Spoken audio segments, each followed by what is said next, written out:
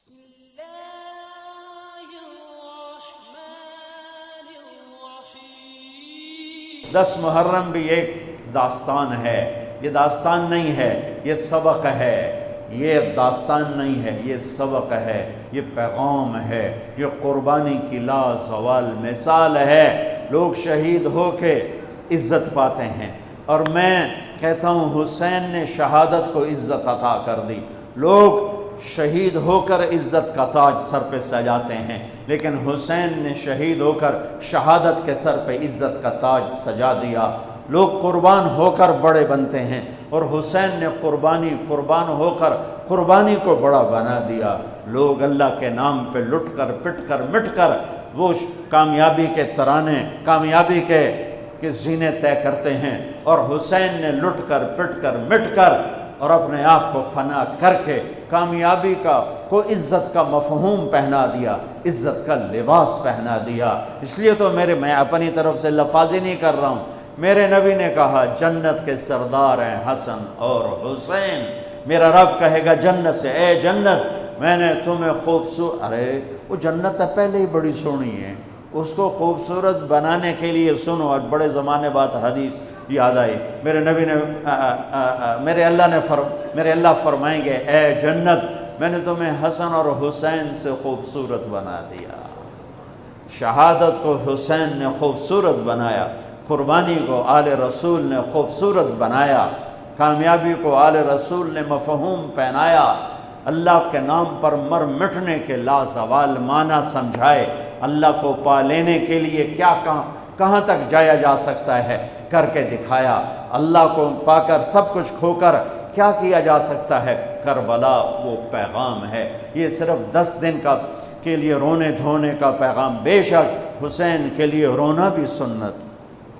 ہر شے کو بدعت نہ بناؤ۔ پانی دینا۔ ام سلمہ سے آپ نے فرمایا، ام سلمہ آج ایک فرشتہ ملنے آ رہا ہے، بہت خاص، کسی کو اندر نہیں آنے دینا۔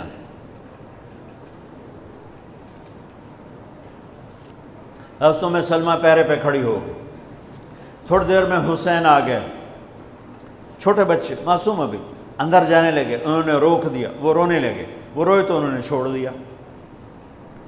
تھوڑی دیر کے بعد اندر سے میرے نبی کے زور زور سے رونے کی آواز آئی، زور زور سے رونے کی آواز آئی۔ ام سلمہ رہ نہ سکی، بھاگ کے اندر گئیں، تو آپ نے کیا دیکھا؟ آپ نے حسین کو یوں سینے سے چمٹایا ہوا تھا، اور ایسے ہل ہل کے رو رہے تھے، ایسے بلک سسک کے رو رہے تھے، اور آپ کے آنسو آپ کے رخسار اور داڑھی پر اتر کر رہے تھے، اور آپ نے یوں بھینچا ہوا، ایسے دبایا ہوا تھا۔ تو حضرت ام سلمہ نے کہا میرے ماں باپ قربان یا رسول اللہ، کیا ہوا؟ آپ ایسے تڑپ کے کیوں رو رہے ہیں؟ تو آپ نے روتی آواز میں کہا، بہتے آنسوؤں کے ساتھ، کپاتے بدن کے ساتھ، کہ ام سلمہ یہ فرشتہ جو مجھے ملنے آیا تھا، یہ میرے بچے کو دیکھ کر کہہ رہا ہے کہ آپ کی امت اس بچے کو قتل کر دے گی، اور جہاں اس کا خون گرے گا وہ مٹی مجھے دکھائی ہے اس نے، کہ میں اس لیے اس پہ رو رہا ہوں۔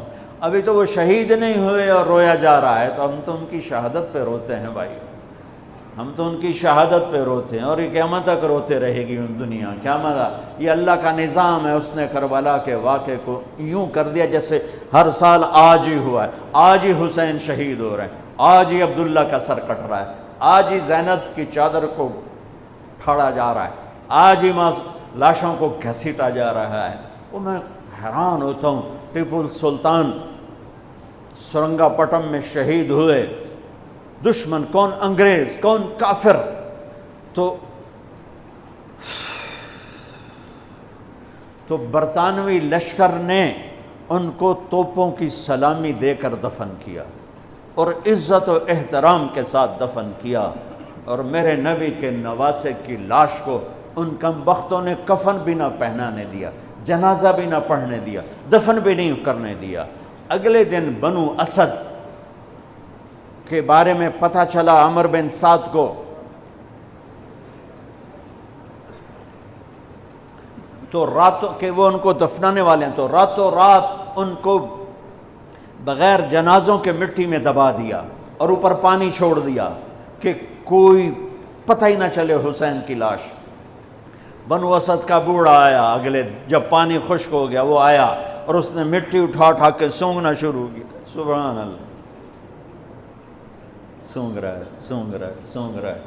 ایک جگہ کی مٹی اٹھا کے سونگا تو اس میں جنت کی خوشبو تھی، تو تڑپ کے بولا یہ میرے نبی کے نواسے کی قبر ہے، یہ میرے نبی کے نواسے کی مٹی ہے، کہ وہ جنت کے سردار تھے تو قبر بھی جنت کی خوشبو پھیلا رہی ہے اس کی۔ حالانکہ بن دیکھی بات ہے، کیونکہ انہوں نے راتوں رات ان کو دبا دیا کہ ان کا جنازہ بھی نہ ہو، لعنت ہو ان کی قبروں پر، ان کی ہڈیوں پر، ان کی روحوں پر، ان کی مٹی پر، ان کی خاک پر۔ سمجھ میں نہیں آتا، نبی کے گھر کے کتے کی بھی ہم تو عزت کریں گے اگر آج ہمیں پتہ چلے یہ نبی کے گھر کا کتا ہے۔